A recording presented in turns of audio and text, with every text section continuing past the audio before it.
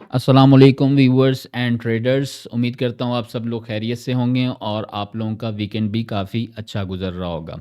हमारे बहुत सारे व्यूअर्स को इस वीडियो का बड़ी शिद्दत से इंतज़ार होता है, तो इनका इंतज़ार ख़त्म हुआ। वेलकम कहते हैं आपको गोल्ड के वीकली एनालिसिस की इस वीडियो में, जो कि मेनली फोकस्ड है गोल्ड पर।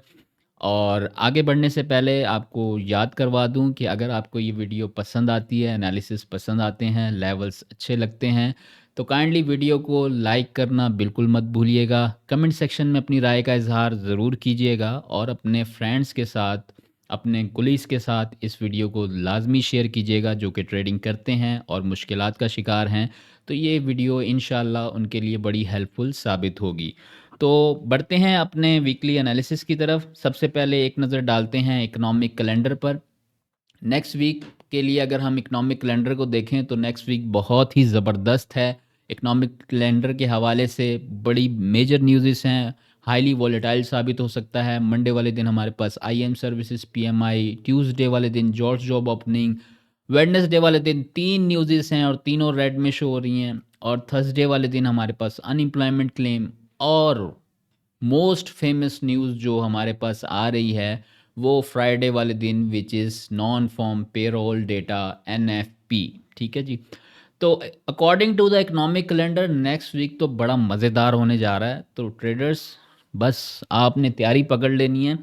और जो इस वीकली एनालिसिस की वीडियो में मैं लेवल शेयर कर रहा हूँ, ट्रस्ट मी कि अगर आप उस पर सही से एविडेंस देख कर ट्रेड करेंगे तो आपका नेक्स्ट वीक बहुत ज़बरदस्त प्रॉफिटेबल होने जा रहा है। ठीक है जी। तो अब बढ़ते हैं अपने चार्ट्स की तरफ। और सबसे पहले हम देखते हैं अपना मंथली का टाइम फ्रेम, बिकॉज़ हमारे पास मंथली कैंडल क्लोज हो चुकी है नवंबर की। और वहाँ पर हम देखेंगे कि अभी फ़िलहाल क्या सिचुएशन है। तो जब हम मंथली के टाइम फ्रेम पर आते हैं तो यहाँ देखें कि हमारे पास जो लास्ट मंथ की कैंडल क्लोज हुई है उसने क्या हरकत की है। उसने ये हरकत की है कि भाई साहब उसने अक्टूबर की कैंडल जो हमारे पास थी, उस अक्टूबर की कैंडल का लो स्वीप किया है यहाँ पर। और लो स्वीप करने के बाद क्लोजिंग जो है उसने अंदर दे दी है। ठीक है। अच्छा, अब इससे क्या पता चलता है? इससे ये पता चलता है कि मार्केट जो है अब बाय साइड की तरफ जाने में इंटरेस्टेड है। क्यों? ऐसा क्यों? ऐसा इस वजह से कि आप लोगों को पता होगा कि मार्केट में एक रेंज होती है। जिस तरह स्ट्रक्चर की एक रेंज होती है, बहुत से लोगों को यही पता है कि स्ट्रक्चर की एक रेंज होती है। ऐसा नहीं है, स्ट्रक्चर की भी रेंज होती है, इटसेल्फ एक कैंडल की भी रेंज होती है। अगर कोई कैंडल इस तरह बुलिश बनी है तो इसकी एक रेंज है। ठीक है। इसने एक लो लगाया, ओपन होने के बाद एक हाई लगाया और क्लोजिंग दे दी। ठीक है। जब हम स्ट्रक्चर ड्रॉ करते हैं तब भी तो हम क्या करते हैं, हम स्टार्ट करते हैं, हाई लगाते हैं, एक लो लगाते हैं और क्लोजिंग दे देते हैं। तो ये भी एक रेंज है। ठीक है। इसी तरह मार्केट में कैंडल की भी रेंज होती है। तो कैंडल की रेंज में अगर हम देखें तो उसका लो स्वीप हुआ है। और जब भी मार्केट एक साइड की लिक्विडिटी को लेती है तो दूसरी साइड की लिक्विडिटी की तरफ बढ़ती है। तो ज़ाहिर सी बात है, उसने डाउन साइड की लिक्विडिटी क्लीन कर ली है, तो अब अप साइड की लिक्विडिटी को क्लीन करना चाहिए। और अगर उसे डाउन ही जाना था, मज़ीद डाउन जाना था, तो उसे कैंडल इससे नीचे क्लोज करनी चाहिए थी। ठीक है। लेकिन ऐसा नहीं हुआ। ऐसा क्यों नहीं हुआ? ऐसा होने के पीछे वजह थी। वजह ये थी कि मार्केट में इस जगह पर अगर आप नोटिस करेंगे तो मंथली कैंडल्स में इम्बैलेंस था। ठीक है। एग्जैक्टली वहीं से मार्केट ने रिजेक्शन शो की है। ठीक है। तो ये मंथली चार्ट अभी हमें ये बता रहा है कि जो दिसंबर का महीना है उसमें बुलिश साइड पर चांसेस अभी बहुत ज़्यादा हैं इंस्टेड ऑफ सेलिंग। औ और सेलिंग अभी इस वजह से नहीं हो सकती क्योंकि अभी तक हमारे पास लास्ट कैंडल की रेंज ही नहीं टूटी। हाँ, हमारे पास एक हाई लग ज़रूर गया है, एक स्विंग हाई क्रिएट ज़रूर हो गया है, लेकिन ये इस बात की तरफ 100% इशारा नहीं करता कि अब मार्केट थोड़ा सा रिट्रेसमेंट लेगी, थोड़ा सा सांस लेगी। ऐसा नहीं है। ऐसा तब होगा कि जब इससे नीचे एटलीस्ट तो कैंडल क्लोज करे। ठीक है। तो यहाँ आपको सबको ये बात समझ आ गई होगी। तो मंथली हमें क्या कह रहा है कि भाई दिसंबर इज ऑन बुलिश साइड। अब बढ़ते हैं वीकली टाइम फ्रेम की तरफ। यहाँ तो मंथली ने हमें सीधा सीधा कह दिया, जिस तरह ट्रेडर्स नहीं कहते कि किसी लेवल से रिजेक्ट और वो ट्रेड में बैठ जाएं, वो कहते हैं जी अब तो ये गया सीधा 2800। तो मंथली अभी वैसी बात कर रहा है। अब जब हम इससे छोटे टाइम फ्रेम में जाएंगे ना, तब हमें पता चलेगा कि क्या ये होना इतना आसान है, क्या ये इतना हलवा है कि मार्केट ने जो ऑल टाइम हाई लगाया अब उसको दोबारा ब्रेक कर दे। ठीक है, तो ये अब हमें छोटा टाइम फ्रेम बताएगा, उसके फुटप्रिंट्स बताएंगे। अगर छोटे टाइम फ्रेम ने सपोर्ट किया तो भाई ये ऑल टाइम हाई गया, लेकिन अगर छोटा टाइम फ्रेम सपोर्ट नहीं करता तो ये बहुत ज़्यादा मुश्किल हो जाएगा। छोटे टाइम फ्रेम की सपोर्ट के बिना किसी रेजिस्टेंस का चलना या किसी सपोर्ट का चलना या किसी लो का चलना, किसी हाई का चलना बहुत मुश्किल होता है। ठीक है, तो अब चलते हैं अपने वीकली टाइम फ्रेम की तरफ। वीकली टाइम फ्रेम पर जब हम आते हैं तो यहाँ भी काम वही हुआ पड़ा है जो हमने मंथली पर एक्सप्लेन किया। मंथली पर हमने क्या एक्सप्लेन किया, लिक्विडिटी क्लीन हुई है, यहाँ भी लिक्विडिटी क्लीन हुई है। ठीक है, और वहाँ पर क्लोजिंग अंदर हो गई है। यहाँ पर लिक्विडिटी क्लीन करने के बाद मार्केट का रिएक्शन बड़ा अच्छा अपसाइड आया, मार्केट ने एक स्विंग लो क्रिएट कर दिया। ठीक है, स्विंग लो क्रिएट करने के बाद जो बाय साइड का रिएक्शन दिया है वो बड़ा अच्छा दिया है। अच्छा, इससे ज़्यादा भी अच्छा रिएक्शन हो सकता था, वो क्यों नहीं हुआ? हो सकता था मंथली कैंडल डोजी क्लोज कर देती, इतनी बॉडी क्यों छोड़ दी? उसके पीछे वजह है, उसके पीछे वजह क्या है वो डेली टाइम फ्रेम बताएगा।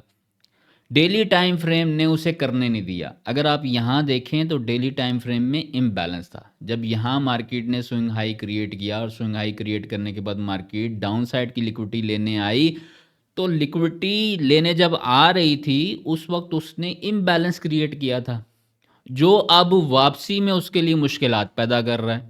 ठीक है, तो वैसे ही हुआ। मार्केट हालांकि यहाँ से बड़े प्रेशर में वो अपसाइड की तरफ गई है, लेकिन इस इम्बैलेंस पर आकर उसे मुश्किल का सामना करना पड़ा। ठीक है जी, तो यहाँ इम्बैलेंस से मार्केट रिजेक्ट हुई है। अब अगर करंट सिचुएशन को देखें, करंट सिचुएशन हमारे पास ये है। ठीक है, ये हमारे पास लास्ट वीक की कैंडल है, उससे लास्ट वीक की, और ये हमारे पास जो अभी रिसेंट लास्ट वीक गुजरा है उसकी कैंडल है। तो इन दोनों कैंडल्स को देखकर ये मतलब हम ऑब्जर्व कर सकते हैं कि मार्केट तो बाय साइड पर है। ऐसा क्यों? क्योंकि एक तो हमारे पास कौन सा पैटर्न है, बुलिश इंगल्फ पैटर्न आ गया है हमारे पास। ठीक है, बड़ा स्ट्रॉन्ग बुलिश इंगल्फ हुआ है मारोबूजो कैंडल के साथ। अच्छा, हो किस जगह पर रहा है? हो भाई साहब आपके इस इम्बैलेंस एरिया पे हो रहा है। ठीक है, देखें जितने भी लोग कैंडलिस्टिक पैटर्न देखते हैं ना, ऐसा नहीं है कैंडलिस्टिक पैटर्न्स काम नहीं करते, वो देख गलत जगह पर रहे होते हैं। ये अगर आप बुलिश कैंडलिस्टिक पैटर्न को देख रहे हैं तो वो किसी बाय साइड के इम्बैलेंस पर मिले या किसी सपोर्ट पर मिले या किसी डिमांड पर मिले। ठीक है, ऐसी चीज़ पर मिले जहाँ से मार्केट ने बाय जाना हो। अगर बीच रास्ते में मिले तो वो किसी काम का नहीं। तो हमें यहाँ पर जो बुलिश इंगल्फ पैटर्न मिला है वो एक बाय साइड के इम्बैलेंस पर मिला है। ठीक है, so that's why it is very important. हम इसको ज़्यादा प्रीफर करेंगे, क्यों? क्योंकि हमारा वीकली का ट्रेंड भी बुलिश है और हमें एक बुलिश पैटर्न भी देखने को मिल गया, और मिला भी एक बाय साइड के इम्बैलेंस पर। ठीक है, अच्छा, क्या ये बुलिश पैटर्न स्टिल वैलिड है? इसका अंदाज़ा हम इस तरह लगाएंगे कि भाई साहब हम ये जो बुलिश इंगल्फ आई है इस पर हम गैन बॉक्स लगा लेंगे और देखेंगे कि नेक्स्ट कैंडल इससे नीचे क्लोज हुई है कि नहीं। अगर इससे नीचे क्लोज हो जाए तो वो वीकनेस का इशारा है कि यार बायर्स ने बड़ी जान लगाई लेकिन सेलर्स जो है वो उसको ओवरकम कर गए हैं, 50% से भी नीचे ले आए, मतलब सेलर ज़्यादा प्रेशर में। यहाँ से समझो कि 100 लोग बाय करके कैंडल को यहाँ तक लेकर गए। ठीक है, और वहाँ से कुछ ऐसे सेलर्स बैठे, फर्ज करें 50 सेलर्स बैठे जो 50% से ज़्यादा इम्पैक्ट ले आए, तो कौन पावरफुल हुआ? बायर पावरफुल हुए कि सेलर पावरफुल हुए? ऑब्वियसली सेलर पावरफुल हुए, लेकिन ऐसा हुआ नहीं। अगर ऐसा हो जाता तो वीकनेस होती।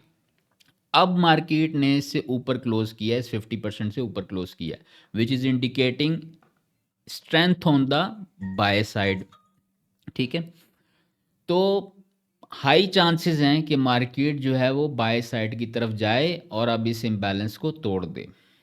वो जो मंथली पे हम टारगेट सोच कर आए हैं ना कि ऑल टाइम हाई की लिक्विडिटी अब स्वीप होनी चाहिए, वो सिर्फ उसी सूरत में होगा जब वीकली टाइम फ्रेम का ये इम्बैलेंस टूटेगा।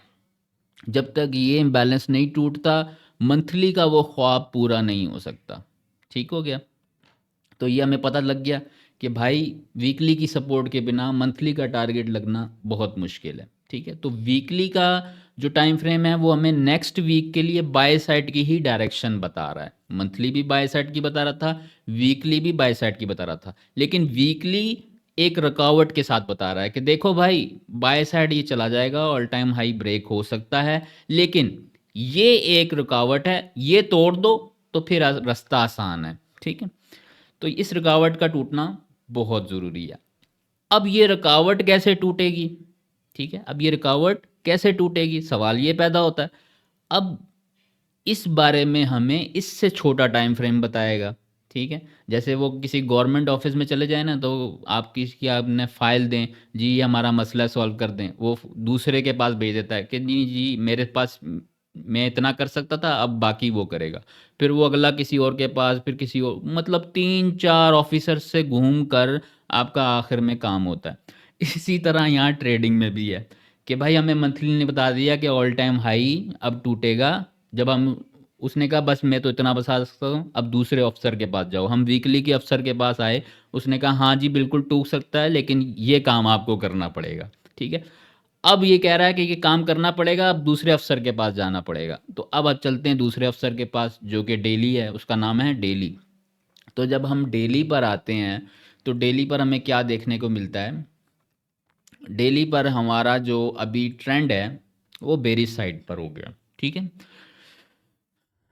वीकली पर बुलिश था, मंथली पर बुलिश था, लेकिन डेली में जब हम आते हैं तो हमें एक बेरिश ट्रेंड का सामना करने को पड़ मिलता है। ठीक है, मार्केट ने एक डाउन साइड अच्छा मूव लिया, ट्रेंड को शिफ्ट किया डाउन साइड पर, और फिर मार्केट ने यहाँ लो कंफर्म करने के बाद रिट्रेसमेंट स्टार्ट कर दी।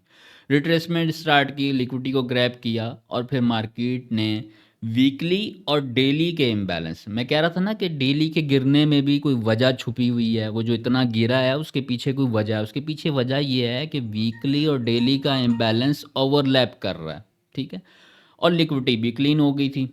तो ये जो ड्रॉप आया था मंडे वाले दिन ही, ये भाई साहब इसी वजह से इतना ज़्यादा आ गया था। अगर यहाँ वीकली और डेली ओवरलैप ना कर रहा होता, ये इतना ज़्यादा ड्रॉप नहीं आना था। ठीक है जी, तो ये ड्रॉप आया। ठीक है, अब मार्केट जब ट्रेंड में होती है तो दो काम होते हैं, पहला वो लो कंफर्म करती है, फिर वो रिट्रेसमेंट करती है, और जब ये दोनों काम कर लेती है तो फिर मार्केट आकर लो को ब्रेक कर देती है। ठीक है, तो डेली तो हमें कह रहा है कि यार मार्केट तो सेल साइड पर जाएगी, मंथली वीकली कह रहे हैं बाय साइड पर जाएगी, ये कैसे होगा? ये होगा ऐसे कि मार्केट ने रिट्रेसमेंट पूरी कर ली, ट्रेंड भी हमारा डाउन साइड पर है, बिल्कुल ठीक बात है। ठीक है, ये जो हमारे पास बेरिश इंगल्फ कैंडल आई है after hitting the imbalance getting the liquidity, इस इंगल्फ कैंडल पर फैसला होगा। वो कैसे होगा? जिस तरह हमने वीकली पर किया, हमने यहाँ गैन बॉक्स लगा लिया। तो भाई जब तक कोई भी डेली की कैंडल इससे ऊपर क्लोज नहीं करती, ठीक है, क्लोज की बात कर रहा हूँ, विक लगने की बात नहीं कर रहा, जब तक कोई भी डेली की कैंडल, चाहे वो मंडे की हो, ट्यूसडे की हो, वेडनेसडे की हो, थर्सडे की हो, या एनएफपी डे फ्राइडे की हो, जब तक इससे ऊपर क्लोज नहीं होगी, मार्केट ऊपर नहीं जा सकती, उस वीकली के इम्बैलेंस को नहीं तोड़ सकती। लेकिन अगर इससे ऊपर क्लोज कर गई, इससे ऊपर क्लोज कर गई, तो फिर मार्केट इस लिक्विडिटी को हंट करेगी। ठीक है, जो आपका लास्ट वीक गुजरा है वो हाई टूट सकता है, उससे ऊपर ये बाय साइड लिक्विडिटी है, मार्केट इसे हंट कर सकती है, और इसे हंट करने के बाद माइट भी पॉसिबल एक और ड्रॉप आपको देखने को मिले। मतलब इस तरह मार्केट जो है वो रिएक्ट कर सकती है, लाइक ये, एंड देन ये। यहाँ से क्यों? क्योंकि यहाँ भी एक सेल साइड इम्बैलेंस है। ये ट्रेंड को रिवर्स भी करवा सकता है, और यहाँ पर जस्ट पुल बैक भी दे सकता है। लेकिन अगर ये फॉर्मेशन बन जाती है 1 2 3, तो फिर नीचे से बायर स्ट्रांग हो जाएगा, फिर ये इसके ज़्यादा चांसेस पुल बैक के होंगे ना कि रिवर्स करवाने के। ठीक है, वैसे ही नेक्स्ट वीक इतना कुछ पॉसिबल हो नहीं सकता, ज़्यादा से ज़्यादा ये लिक्विडिटीज़ हंट हो सकती हैं, तो हम नेक्स्ट वीक तक की बात करते हैं।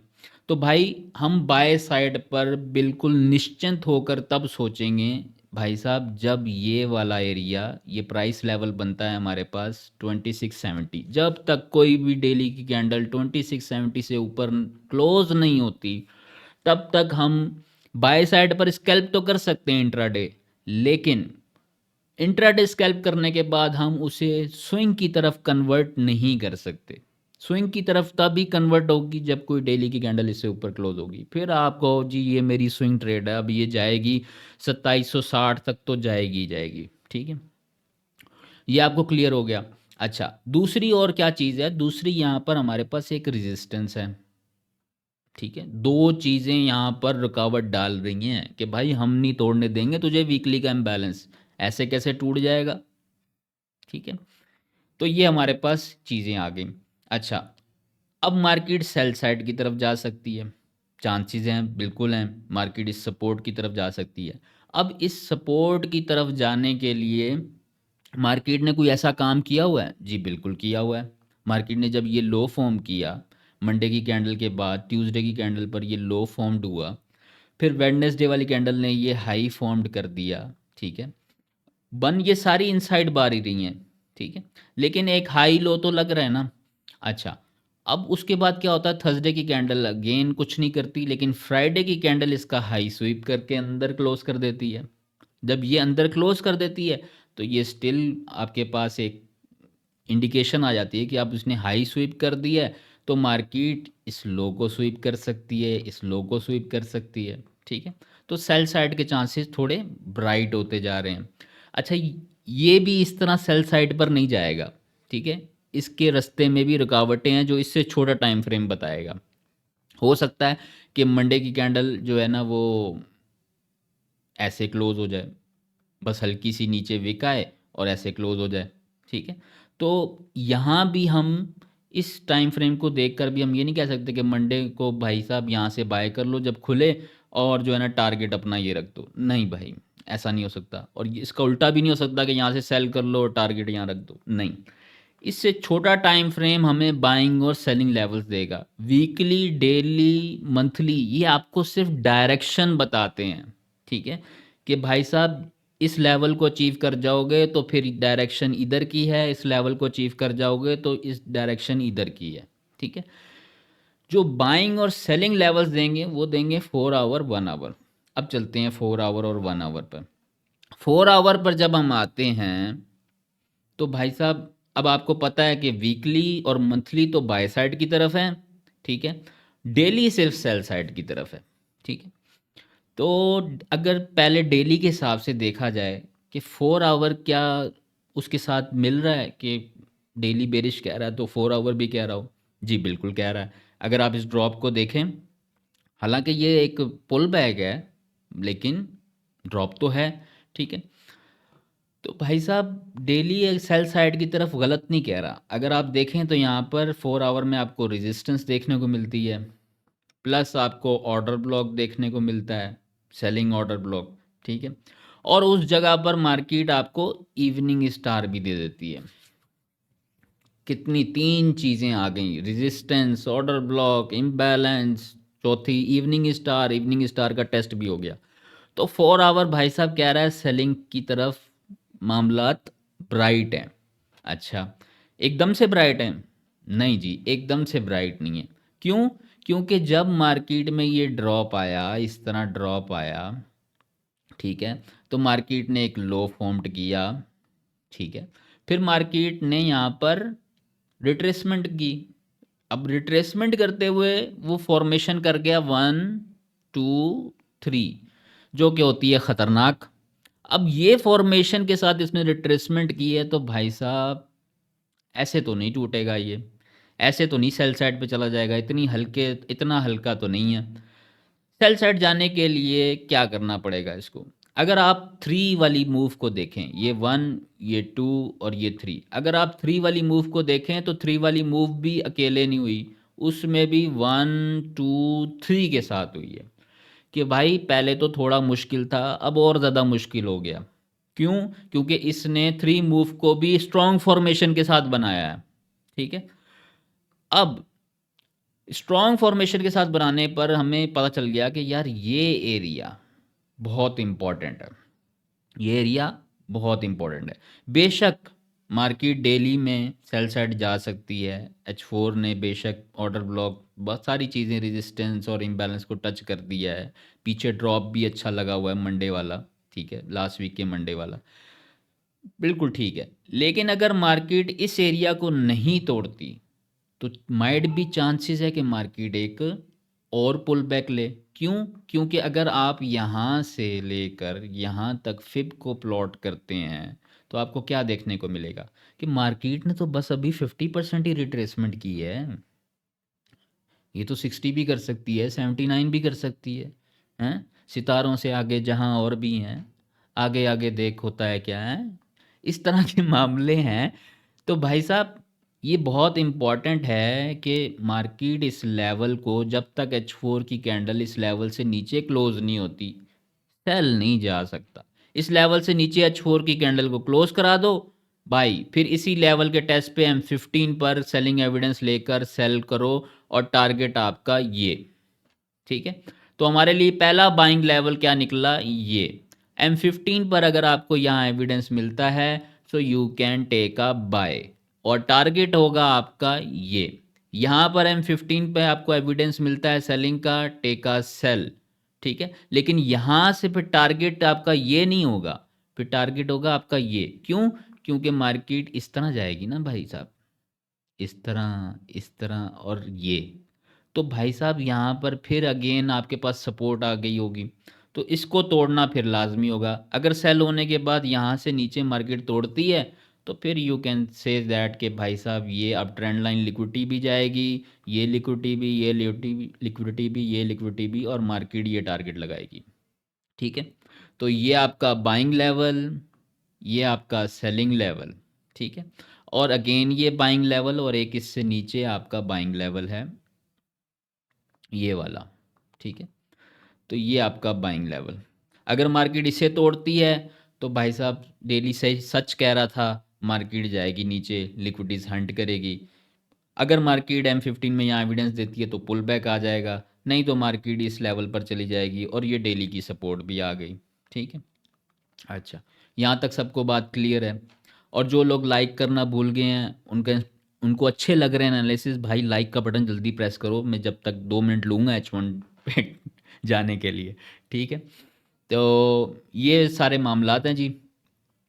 अच्छा, अब डेली की कैंडल तभी ऊपर क्लोज हो सकती है, डेली एक ही सूरत में ऊपर क्लोज कर सकता है कि H4 की ये डिमांड चल जाए। अगर मंडे वाले दिन H4 की ये डिमांड चल गई तो डेली की कैंडल 2670 से ऊपर क्लोज हो जाएगी, और एक दफ़ा 2670 से ऊपर कैंडल क्लोज हो गई डेली की तो भाई साहब फिर तो वीकली की हडल टूटने का टाइम आ जाएगा। फिर हो सकता है इधर से आपको पुल बैक तो मिले, लेकिन ये वीकली हाई टूट जाएगा फिर, ठीक है। तो ये चीज़ें क्लियर करें। ये अगर आपने एनालिसिस सही से फॉलो कर लिया, रोड मैप बना लिया, नेक्स्ट वीक भाई इंशाल्लाह बहुत ज़बरदस्त प्रॉफिटेबल वीक होगा आपका, ठीक है जी। अब बढ़ते हैं 1 आवर की तरफ। 1 आवर पर जब हम आते हैं तो 1 आवर भी बेरिश है, 4 आवर की तरह, डेली 4 आवर 1 आवर बेरिश है, ठीक है जी। यहाँ भी सेम सिचुएशन हुई पड़ी है, रेजिस्टेंस को लिया हुआ है, ऑर्डर ब्लॉक को लिया हुआ है मार्केट ने, और वही H4 वाली फॉर्मेशन 1 2 3 1 2 2 3 यहाँ पर हुए पड़े, मैं थोड़ा सा वो कर गया हूँ, 1 2 3, ठीक है। फिर अगेन मार्केट 1 2 3, फिर मार्केट 1 2 एंड ये 3, ठीक है। और जो लास्ट 3 हुआ है इसमें भी वही फॉर्मेशन है 1 2 3। तो अगेन H1 भी ये कह रहा है कि भाई ये लेवल टूटना लाजमी है। अगर मार्केट यहाँ आती है, M5 का कोई एविडेंस मिलता है तो बाय ट्राई करो, और अगर ये टूट जाता है तो इसी के टेस्ट या ऊपर रिट्रेसमेंट पे यहाँ पर बनने वाला है कोई इम्बैलेंस या ऑर्डर ब्लॉक, वहाँ से आप सेलिंग ट्राई करो। और भाई साहब ये सारी लिक्विडिटीज़ गई, तो सारी बात टिकी हुई है इस लेवल पर। अगर ये लेवल चल गया तो डेली की 2670 से ऊपर क्लोजिंग करवा सकता है, ठीक है। और अगर ये लेवल नहीं चलता तो भाई साहब फिर आप सेल देख सकते हो, जितना रिट्रेस करे आप सेल देख सकते हो, ठीक है। हो सकता है H1 पर एक थोड़ी सी और बारीकी है, ये लेवल चल भी जाता है, मार्केट इधर आ भी जाती है, इस लिक्विडिटी को हंट करती है, रेजिस्टेंस से ऊपर H1 पे चली भी जाती है, लेकिन होगा क्या, H4 पे नहीं गई होगी, H4 पे कैंडल रनिंग होगी, क्योंकि H1 की तो 4 बने तो H4 की एक बनती है। तो भाई साहब आपके लिए स्टिल अगेन ये इम्बैलेंस बड़ा इंपॉर्टेंट होगा। H1 में हो सकता है मार्केट इधर आ भी जाए, लेकिन यहाँ से रिजेक्ट होकर H4 की क्लोजिंग अगर दोबारा अंदर दे गई तो फिर मार्केट सेल हो जाएगी, ठीक है। तो H1 पर हमारे सेलिंग लेवल्स जो बनते हैं, मैं आपको सारे दिखा देता हूँ, ठीक है। पहला सेलिंग लेवल, दूसरा सेलिंग लेवल, ठीक है। That is your buying level, that is your buying level, ठीक है। अब ये डिमांड चलने के बाद मार्केट ऊपर जाती है, इससे रिजेक्ट होती है, यहाँ खड़ी होती है। अगर तो डेली की कैंडल 2670 से ऊपर क्लोज हो जाती है ये कांड होने के बाद, तो फिर तो ये पुल बैक देगा खाली और कुछ भी नहीं। लेकिन अगर ऐसा नहीं होता तो मार्केट रिवर्स होकर इन सारी लिक्विडिटीज़ को भी ले सकती है, ठीक है। और अगर हो जाती है ऊपर कैंडल क्लोज 2670 से, तो फिर ये जो सेलिंग लेवल है ये पुल बैक का काम करेगा, कंटिन्यूशन का काम नहीं करेगा, ये बात जहन में रखिएगा। यहाँ पे एविडेंस आता है पुल बैक कैच करो, फिर नीचे से पकड़ो एविडेंस बाय की तरफ, ठीक है, वीकली हाई को टारगेट करो। तो ये हैं जी सारे सेलिंग और बाइंग लेवल्स, और आई होप सो कि मैंने बड़े डिटेल में आपको समझाया होगा।